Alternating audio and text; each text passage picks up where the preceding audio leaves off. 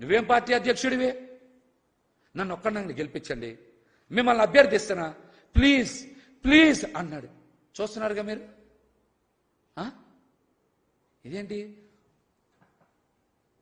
నువ్వు జనసేన పార్టీ అధ్యక్షుడివా, లేకపోతే చంద్రబాబు దగ్గర ఒక పార్టీ ఎమ్మెల్యే అభ్యర్థివా, తెలుగుదేశం పార్టీ ఎమ్మెల్యే అభ్యర్థివా? ముందు దీనికి సమాధానం చెప్పు. నువ్వు జనసేన పార్టీ అధ్యక్షుడివా, లేకపోతే చంద్రబాబు గారు తెలుగుదేశం పార్టీ తరపున ఉన్న డమ్మీ బూయిఫామ్ తీసుకొని ఎమ్మెల్యే అభ్యర్థిగా పిఠాపురంలో పోటీ చేస్తున్నావా? దీనికి చెప్పు సమాధానం. దీనికి చెప్పు సమాధానం. మీలాంటి వ్యక్తులు ఎప్పటికీ రాజకీయాలకి అర్హులు కారు. ఈ విషయాన్ని ప్రజలందరూ ఇప్పటికే గుర్తించారు. పదే పదే ఆయన మాట్లాడుతూ ఉంటారు, వచ్చి కాళ్ళు కీళ్లు ఎరగొట్టి కింద కూర్చోబెడతా. ఈ మాట మాట్లాడతారు. కాళ్ళు కీళ్లు ఎరగొట్టే కింద కూర్చోబెడతా. 2019లోనే ప్రజల కాళ్ళు కీళ్లు ఎరగొట్టి 2 చోట్ల కింద కూర్చోబెట్టారు మిమ్మల్ని. ఇంకా డైలాగులు ఎందుకు? ఇంకా నవ్వుకుంటున్నారు ప్రజలు చూసి, నవ్వుకుంటున్నారు. ఇంకా ఆయన సినిమా జీవితంలోనే ఉన్నాడు అని అనుకుంటున్నారు. మీరు బయటకు రావాలి, సినిమా జీవితం నుంచి బయటకు రావాలి. చంద్రబాబు ఏం రాసిస్తే అది మాట్లాడటం కాదు, మీకంటూ కొద్దిగా బుద్ధి బుర్ర ఉండాలని గుర్తుపెట్టుకోండి. ఏదో తెలుగుదేశం పార్టీ నుంచో చంద్రబాబు గారు రాసిచ్చిందో మీరు ఇష్టం వచ్చినట్టు ఆ స్క్రిప్ట్ పట్టుకొని మాట్లాడటం కాదు, మీకు కూడా కొద్దిగా బుద్ధి బుర్ర ఉండాలని గుర్తుపెట్టుకోండి. ప్రజాస్వామ్యంలో తన్ని తగలేయడాలు, కాళ్ళు కీళ్లు విరగొట్టడాలు ఉండవు. పిచ్చి పిచ్చి మాటలు మాట్లాడితే మనల్ని కింద కూర్చోబెట్టేస్తారు. చూశారుగా మిమ్మల్ని 2 చోట్ల కూర్చోబెట్టారు. 2 చోట్ల కూర్చోబెట్టారు. గుర్తుపెట్టుకోవాలి. కాళ్ళు కీళ్లు విరగొట్టడం అంటే అది, ఎరగొట్టేస్తారు ప్రజలు. ఇంకొక ముఖ్యమైన విషయం ఏంటంటే ఎప్పుడు కూడా ఈయన ప్రజల్లోకి వెళ్ళరు. మీరు పేరుకే సినిమాల్లో పవర్ స్టార్, ప్రజల్లో మీకు ఎప్పుడు కూడా పవర్ లేదు. పొత్తులతో వెళ్లే పార్టీలకి ఎప్పటికీ మనుగడ ఉండదు. ఇది చరిత్ర చెప్పిన సత్యం. పొత్తులతో వెళ్లే పార్టీలకు మనుగడ ఉండదు. అతి తొందరలోనే ఈ పార్టీలన్నిటి కూడా మూసుకుపోతాయి, కాలగర్భంలో కలిసిపోతాయి.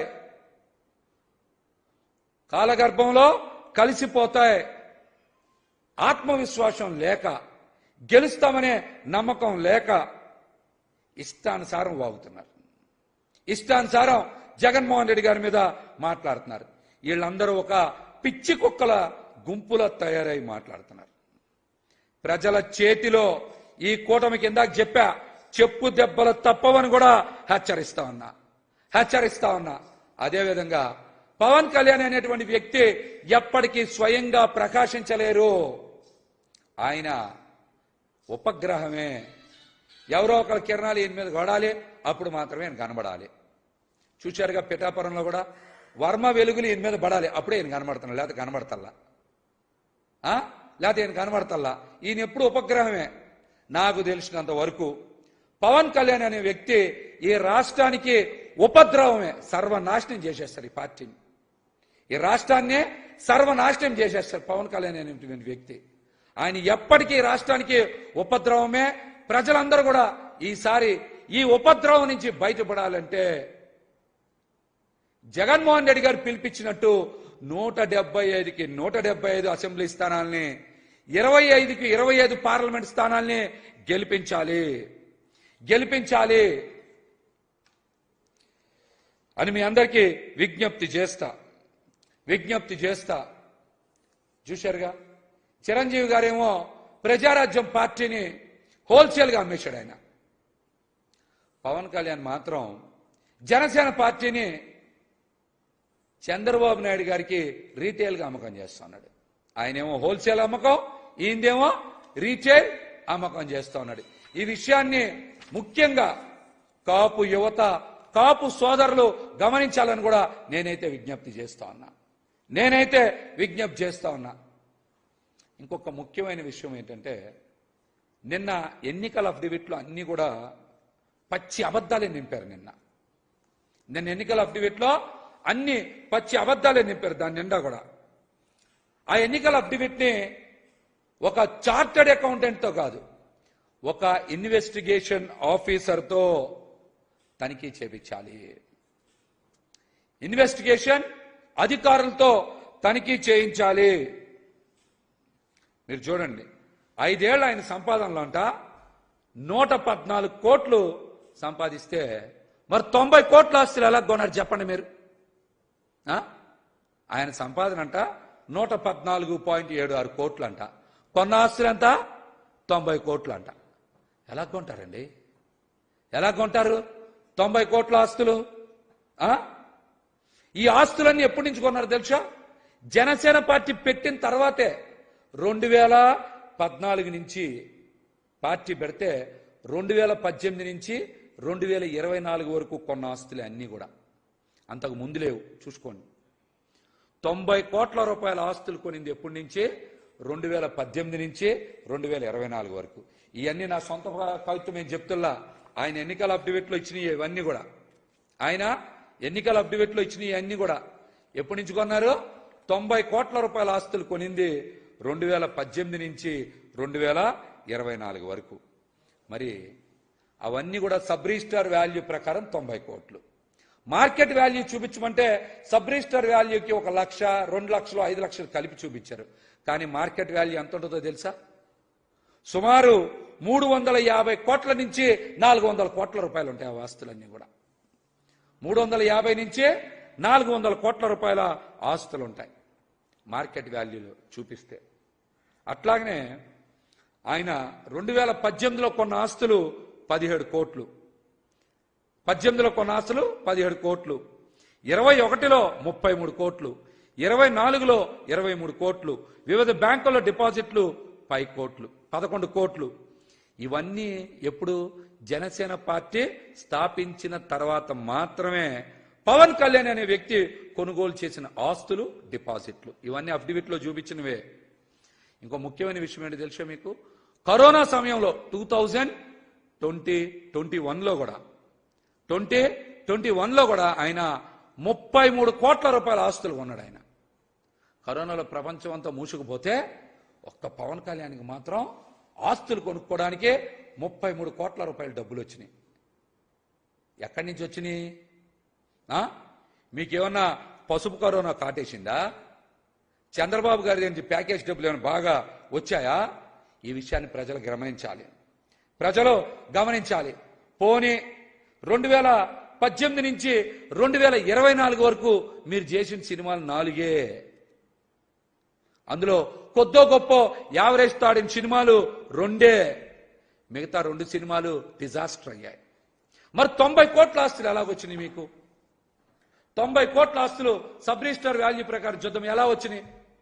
మార్కెట్ వాల్యూ ప్రకారం చూస్తే 350 నుంచి 400 కోట్ల రూపాయల ఆస్తులు ఎలా వచ్చాయి? సినిమా రంగం నుంచి వచ్చాయా? రాజకీయ రంగంలో జనసేన పార్టీని చంద్రబాబు గారికి తాకట్టు పెట్టడం వల్ల వచ్చాయా? సమాధానం చెప్పండి. అట్లాగే ప్రభుత్వానికి చెల్లించిన పన్నులంట 73.92 కోట్లంట. ఏం పన్నులు చెల్లించారు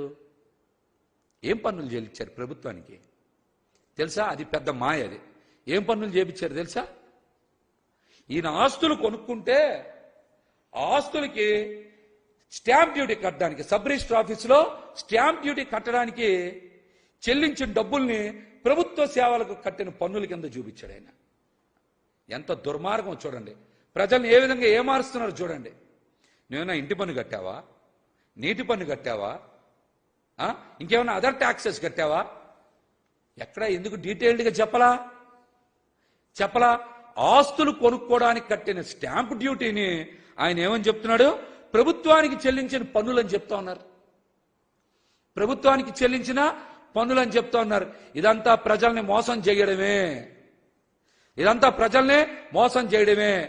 జనసేన పార్టీని తెలుగుదేశం పార్టీకి తాకట్టు పెట్టి కొట్టేసిన డబ్బులతోనే మీరు ఈ ఆస్తులన్నీ కొన్నారు. తెలుగుదేశం పార్టీ సినిమా ఫ్లాప్ అయింది. పవన్ కళ్యాణ్ గారు నటించిన సినిమాలన్నీ ఫ్లాప్ అయినాయి.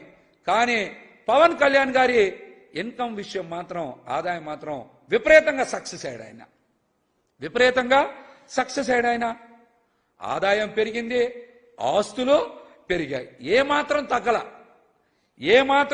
తగ్గల. అందుకనే కదా మేమందరం నిన్ను ప్యాకేజీ స్టార్ అంటున్నాం. నిన్ను ఏమంటున్నావు? నిన్ను ప్యాకేజీ స్టార్ అంటున్నావు. మాట మాటికి నువ్వు సినిమాలు చేసి డబ్బులు సంపాదించావా?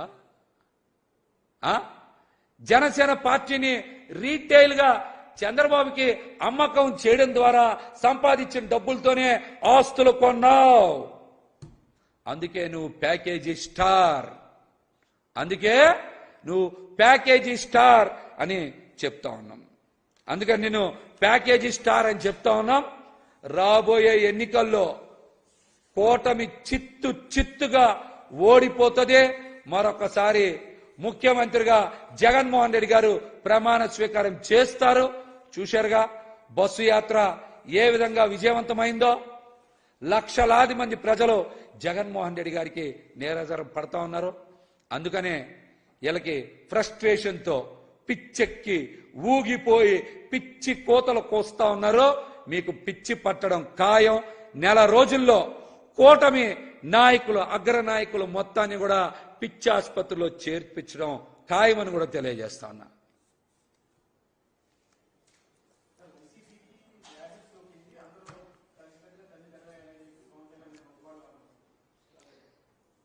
ఆ చిత్తకారిత కుక్క ఏది పడితే అది మాట్లాడుతుంది. చిత్తకారిత కుక్కకి వాయ వరుసలో ఉండి ఎటు గాలి